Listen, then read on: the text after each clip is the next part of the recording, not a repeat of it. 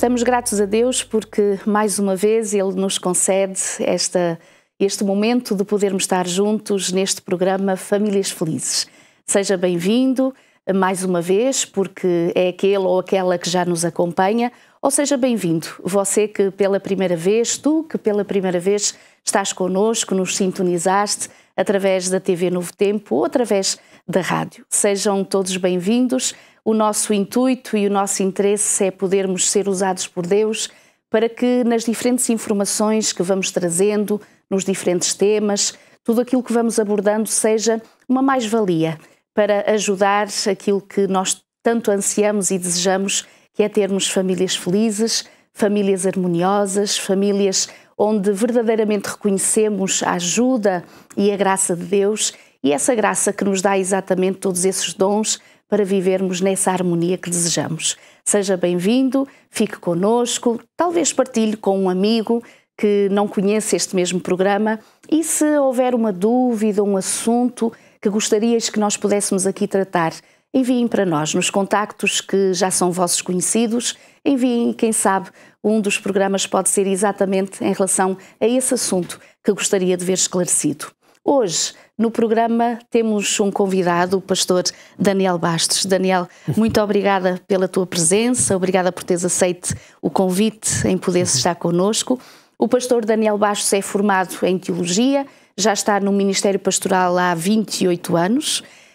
Para além disso, fez um mestrado em Educação e Orientação Familiar e neste momento é mestrando em Saúde Pública. É também o diretor da Associação Internacional de Temperança. Daniel, mais uma vez, obrigada e que o Senhor nos ajude a poder ser usados por Ele para a orientação de muitos e para a ajuda de muitos. Nós hoje temos como tema no nosso programa um assunto que normalmente não se fala muito dele ou não se tenho à vontade de se falar muito dele, porque é um daqueles assuntos que discretamente e de forma muito oculta vai destruindo, vai minando as nossas famílias. E às vezes, inclusive, os próprios elementos de família ignoram que o outro possa ter exatamente esta dificuldade. Estamos a falar de quê, Daniel? Antes, bem, em primeiro lugar, obrigado pelo convite. É um prazer estar aqui neste programa contigo, Milu. Obrigada. Famílias Felizes. Isso. Antes de mencionar a problemática, o segredo, como também tem sido referido, deixa-me lembrar um pequenino episódio que teve lugar nos anos 80 e causou muito impacto na sociedade mundial, mas sobretudo na sociedade americana. Um jovem, um senhor chamado Theodore Robert Cowell, tido como uma pessoa muito boa reputação, um bom cidadão, já tinha sido inclusivamente agraciado com uma medalha por ter salvo uma criança do afogamento, ter sido voluntário em várias... Um estudante brilhante, formado em Direito e também em Psicologia. Enfim, uma pessoa de quem ninguém poderia suspeitar. Uma boa referência. Uma pessoa, enfim, com todas as credenciais. Em dada altura é descoberto como se estando ligado a uma série de crimes que atentaram contra a vida de muitas jovens. Portanto, teria sido o causador da morte, ligado também à violação e tudo isto. E ele ficou conhecido como Ted Bundy e foi finalmente executado numa cadeira elétrica. Mas antes dele ter sido executado, ele deu uma entrevista ao conhecido educador e psicólogo cristão James Dobson. E nessa entrevista que foi filmada e que está disponível no YouTube, ele confessa que o seu problema começa aos 13 anos, quando ele é exposto pela primeira vez à pornografia. E é disto que estamos a falar, a pornografia. Sabe-se hoje que com a internet este problema se torna muito mais grave e muito mais, uma prevalência muito maior. Exato. Aliás, se formos olhar para a internet, e há alguns estudos nesse sentido, o assunto mais presente, há muitos temas que são abordados na internet, portanto, mas se quisermos... O que é mais procurado? O que é mais procurado é a pornografia. 30% de todo o conteúdo que encontramos na internet é pornográfico. 30%, é muita coisa. E o que nós vemos é que isto realmente está a arruinar pessoas, famílias e a sociedade. E a própria igreja. A igreja cristã, mas poderíamos... A religiosidade, vamos dizer assim. Sabe-se hoje que as crianças, em média, têm a sua primeira exposição à pornografia por volta dos 11 anos. Sabe-se também que em estudos que foram feitos, por exemplo, entre as idades dos... entre os homens, e esta pesquisa é feita nos Estados Unidos, este estudo, homens entre os 18 e 30 anos, jovens, vamos dizer assim, 80% admitiam, entre homens, admitiam ver pornografia regularmente. 80%. Depois, na faixa etária seguinte, entre os 31 e os 49 anos, 70%. E mesmo depois dos 50 anos, havia uma prevalência de 50%. Metade dos homens com mais de 50 anos admitiam ver regularmente pornografia. Portanto, não estamos a falar de uma coisa pequena. Sem dúvida. É algo que está a ter um impacto e isto está, de facto, a afetar as crianças, está a afetar a família.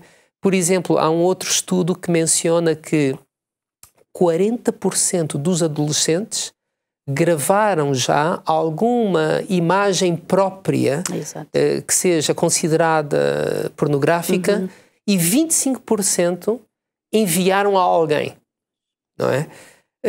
E este fenómeno é de todo muito preocupante, mas afeta inclusivamente a Igreja.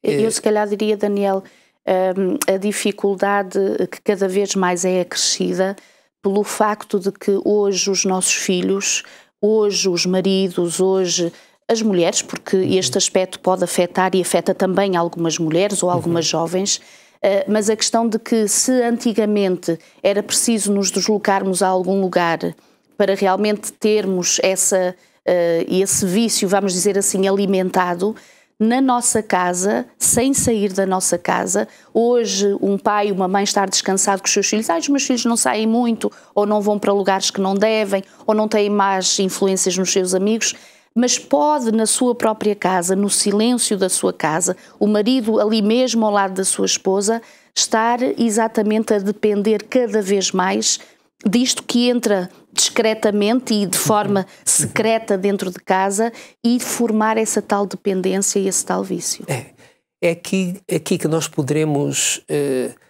descrever aquilo que é o cenário de uma vida dupla. Exatamente. Não é? Existem os 3 A's que fazem com que este problema seja extremamente complexo e abrangente, ou inclua muitas pessoas. Os 3 A's poderíamos dizer que é alcançável, está ao alcance de qualquer pessoa, é um clique e já estamos lá. E repara, não te interrompendo, se antigamente era preciso uma password ou deixar que realmente essas coisas fossem aparecendo, hoje em dia damos-nos conta que os pop-ups e tudo aquilo que vai aparecendo incentiva e de forma muito logo transparente e evidente mostra exatamente essas uma coisas. Busca até com outra intenção completamente diferente. Exato. E de repente aparecem conteúdos. Então está ao alcance de qualquer um, é acessível porque há muito conteúdo pornográfico que é gratuito e portanto, e depois há um outro aspecto que é o anonimato, que torna este problema particularmente, ou seja, se no passado alguma pessoa iria se sentir inibida de entrar numa loja que vendia revistas pornográficas, agora há aquele aspecto de, bem, ninguém sabe, eu estou aqui, ninguém me vê. Este anonimato é discutível, porque em termos técnicos, cada computador tem um IP e existem depois ferramentas exatamente para garantir esse anonimato, mas de facto, pelo menos na teoria, cada um fica com a sensação de que pode entrar sem ser descoberto, sem ser notado, pode navegar neste tipo de conteúdos. E então, aquilo que no início, sobretudo para as crianças ou para quem tem um primeiro contacto, é exposto pela primeira vez, é uma curiosidade, é uma descoberta. Entretanto, pode-se dar aqui o fenómeno de se criar uma dependência, uma adição. E como é que isto acontece? Como disse, no início é uma descoberta, é uma curiosidade, é um espanto, a pessoa até fica... Mas se aquilo produz qualquer tipo de sensação agradável, não é? Nós, seres humanos, desde o Éden, desde que se deu a entrada do pecado, nós todos temos alguma deficiência, alguma coisa de que nos envergonharmos, temos momentos baixos de desânimo. E então o que acontece é que a pessoa de repente pode encontrar neste tipo de situação algum tipo de satisfação ou conforto para esses momentos em que está em baixo, essa sensação de prazer compensadora. Aparentemente compensadora. Exatamente. Este é o mecanismo pelo qual se instala uma dependência. É verdade que temos muitas outras dependências. Sim, claro. A comida, sem dúvida, o tabaco, o álcool, etc. A glutonaria, inclusive a bebida. Hoje temos um problema muito sério. A pornografia é uma dependência muito forte, muito enraizada em muitas pessoas, porque produz exatamente algum tipo de sensação que faz com que a pessoa se sinta bem. Jesus, ele, na Bíblia, ele diz: vinde a mim todos vós que estáis cansados e oprimidos.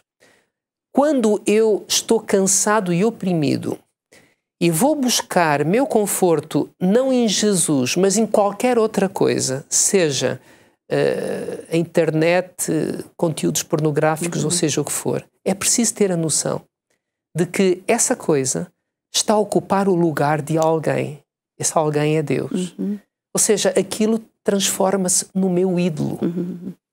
E então, neste cenário, estão criadas as condições para a dependência. E é interessante que um dos programas mais respeitados no tratamento do alcoolismo, por exemplo, o programa dos Alcoólicos Anónimos, ele tem este componente espiritual muito forte. E a dependência da pornografia tem um componente espiritual também, porque tornando-se uma dependência, é um problema de idolatria. E por isso a solução passa necessariamente também pela parte espiritual. Agora, há aqui uma questão, Milo, é que quando a pessoa se torna dependente, por exemplo, da pornografia, que é o nosso tema hoje, depois desta fase de descoberta, depois desta fase de sensações e de instalação da dependência, vem uma fase que é a fase de negação e uma fase de auto-engano. A pessoa começa a fazer muitas coisas de forma oculta, solitária, vive a tal vida dupla. Exato. Mas ela vai também, porque se trata de um cristão, por exemplo, vem a consciência dizer: não, tu não deves fazer isto, tu não podes estar a ver isto. Mas depois existem mecanismos. E dentro desta fase da dependência, que tem a ver com o auto-engano, a pessoa começa a construir mecanismos de pensamento deste género. Isto foi uma queda, mas isto não tem nada a ver comigo. Isto não tem nada a ver comigo. Eu até sou uma boa pessoa. Pronto, olha, ninguém é perfeito e nós somos fracos. Entretanto, estas quedas vão se tornando cada vez mais repetitivas, cada vez mais fora de controle. E a vida começa a ser altamente prejudicada. Os relacionamentos começam a ser afetados. Há consequências significativas associadas à dependência da pornografia e do abuso próprio, se quisermos. Poderíamos usar o termo masturbação, autogratificação. Então, este tipo de comportamento vai se deteriorando e então, sobretudo naqueles que são cristãos, vem aquela ideia, não, esta é a última vez que eu vi isto. Eu não volto a tocar nisto. E então a pessoa fica abstinente durante uma semana até estar lá outra vez. E as coisas vão continuando. E vive-se aqui um drama, porque isto, na experiência contada de milhares de pessoas que já saíram... Foram escravos. Exatamente. Elas dizem, passaram-se anos. E era sempre a mesma coisa. Há consequências significativas para o problema. Por exemplo, sabe-se que metade dos divórcios, em metade dos divórcios, pelo menos um dos cônjuges tinha qualquer coisa a ver com pornografia. Então, a separação, a infidelidade, a ruptura, porque o vício é demasiado absorvente e já não existe disponibilidade, nem outros prazeres são tão interessantes quando se tem aquele.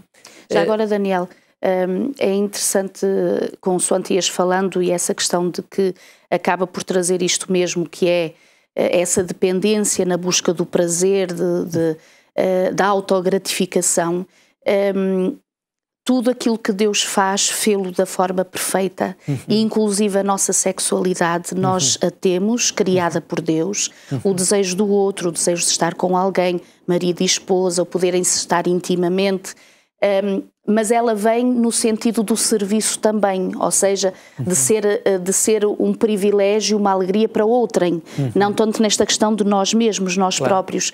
E quando nós percebemos a bênção extraordinária que é a sexualidade criada por Deus, no sentido de marido e esposa poderem ser também nesse momento uma bênção um para o outro, não é por acaso que tudo aquilo que Deus criou está ameaçado e realmente o inimigo de Deus e o nosso inimigo quer trazer exatamente a destruição e retirar essa grande bênção que foi criada pelo Senhor. Exatamente. Agora, se calhar, Daniel, irmos um pouquinho à questão de algum ouvinte poder estar a viver exatamente este desafio, o que poder fazer, como poder proceder, porque as consequências estão aí, como tu disseste, essas e outras que possivelmente és capaz de referir.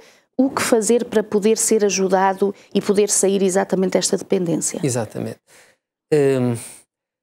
Ainda continuando, Nilo, das consequências. Há alguma coisa que disseste há pouco.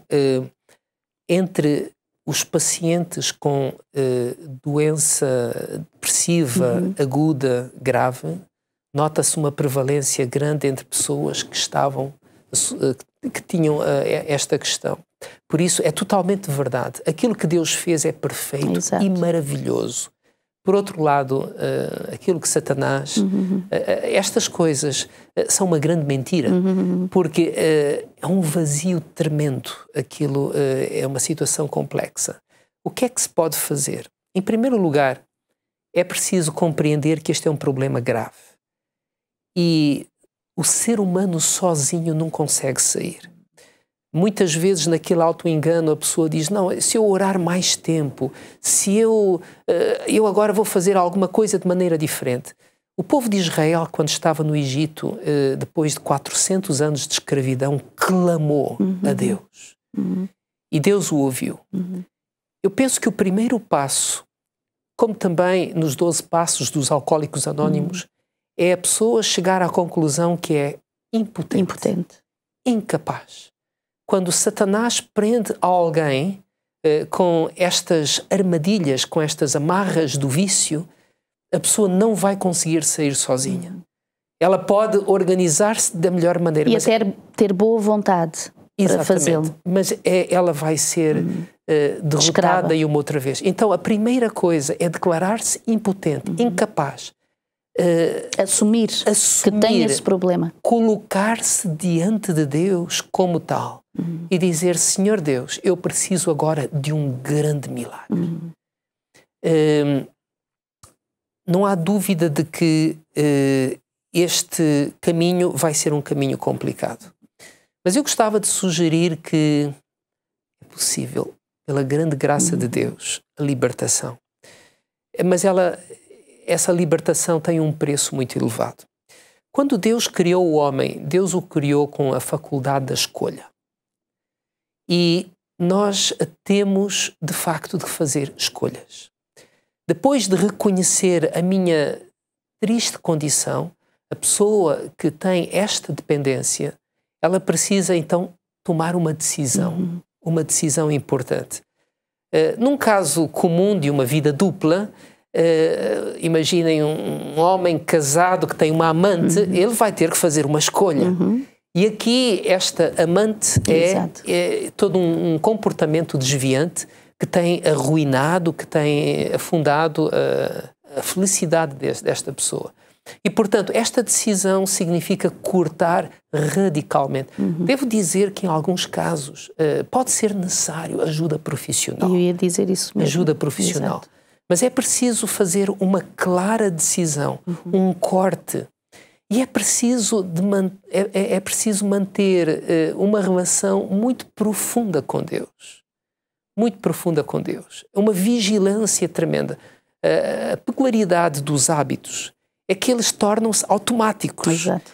E se a pessoa não estiver 100% atenta e vigilante, quando ela der por ela, ela já está lá. É tão fácil, porque se criaram automatismos, tanto no cérebro como no dia a dia da pessoa. E existem muitas coisas que vão levá-lo para aquele caminho. Então, o caminho é árduo, é difícil, mas naquele exemplo clássico em que alguém tenta equilibrar uma vassoura com a ponta do dedo, a pessoa sabe que para manter o equilíbrio tem que manter sempre os olhos para cima, no topo, onde está a vassoura.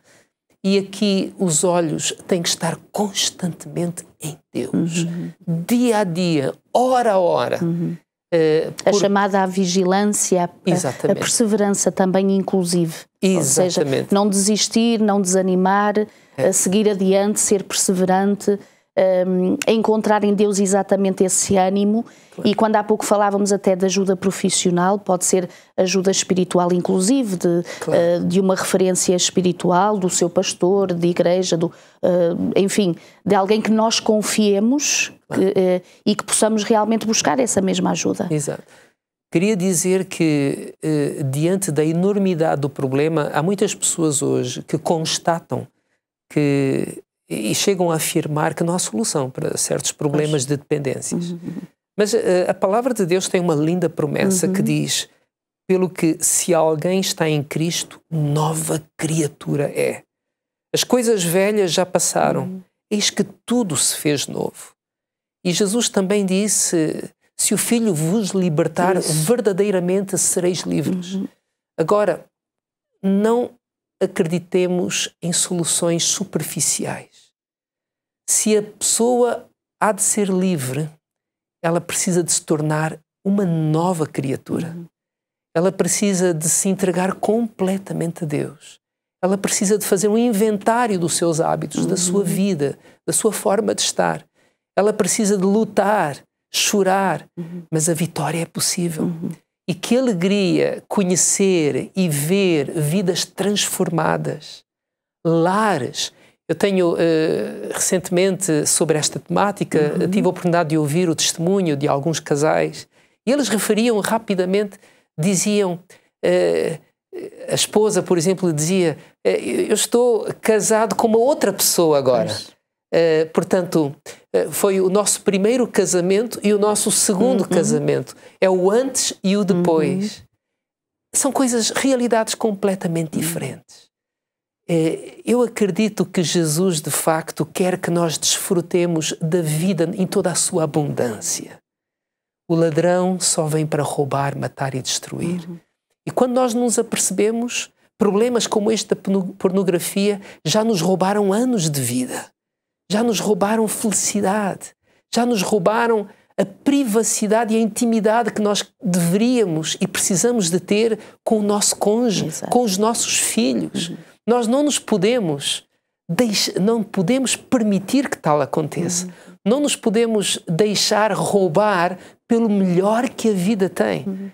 Por isso, este assunto é de grande seriedade e a solução está unicamente naquele nome pelo qual nós devemos ser salvos. É verdade. Pastor Daniel, muito obrigada pela sua presença, pelas informações que trouxe, e como fazia referência a esse versículo bíblico, tem alguma dificuldade, tem alguma dependência, algum problema, com certeza que, para além daquilo que humanamente podemos e devemos fazer, porque se fizermos a nossa parte, então também temos esta certeza que também fazendo a nossa parte é o Senhor que nos ajuda e o Senhor também continuará connosco. Fique bem, fique na paz de Deus, encontre esse alento e essa coragem no Senhor.